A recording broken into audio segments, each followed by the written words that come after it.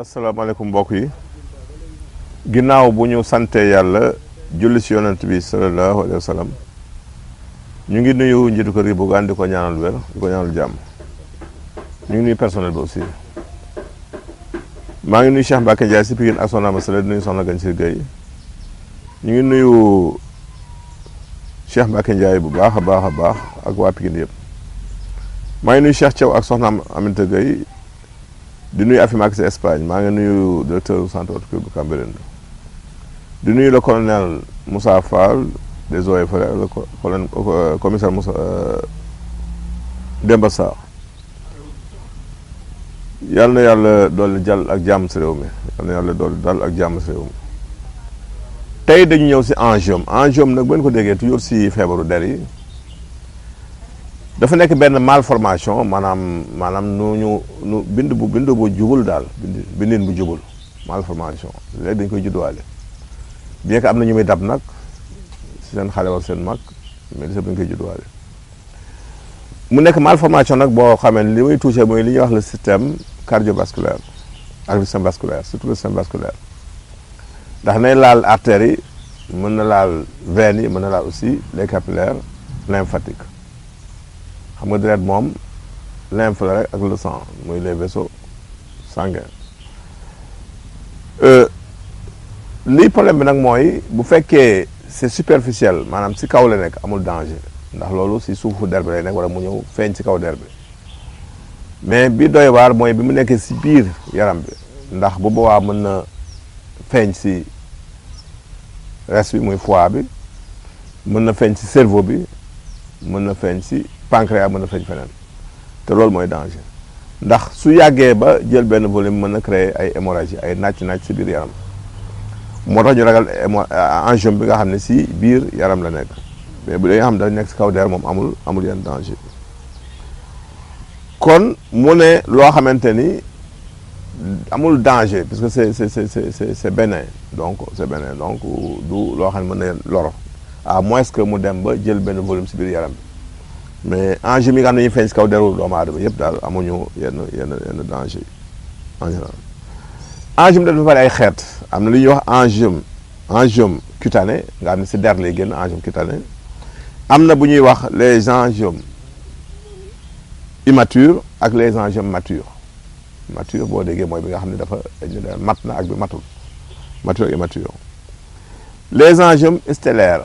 nga xam ne léegi day ne sa yaram maanaam du doon picc rek wala putantaan mais day mel ne ay biddiw lay dese sa yaram dereetal nag day waxale picc bu xonk la day mel day dereetal foo gis sax da ngay mel ne lumbu deret moo fa nekk loolu mooy angiome kon bu defee lu mel ne ay biddiw ay étoile moom la ñuy wax angiome stellaire malformation du système vasculaire la aussi maanaam siddi lay laal mën na laal artère mën na laal veine yi day def ay taches aussi yu xonk léeg si yaram bi mu dinañ am hauteur nag léeg-léeg mu xaw a jug tuuti lu nekk lu maase ak der bi dafay jug kon noonu la ñuy xàmmee angiome stellaire boobu am na aussi lu ñuy wax les angiomes capilléro-veineux nga xam ne dafay laal en même temps si du ñuy wax capillaire ak yu laal les veines donc capillaire nag mooy nekk diggante artère ak veine ñu wax capillaire boo xoolee deret dafa am ñaari façon deret bi nga xam ne dafay jugee si xol bi di dem nga xam dafay set wicc segg nañ ko ak bii jugee si organe yi di ñëw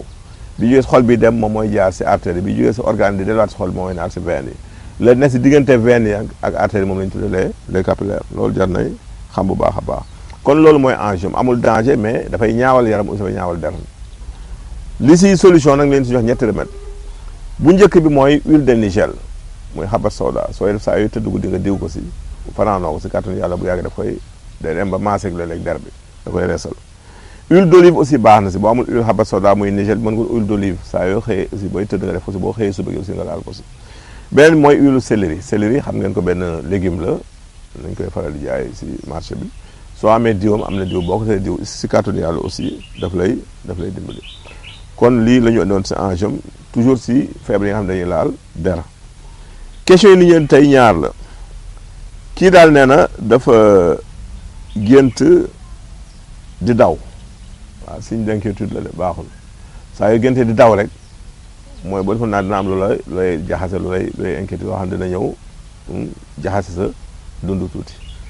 nga bàyyi si xel bu baax a baax gént daw baaxul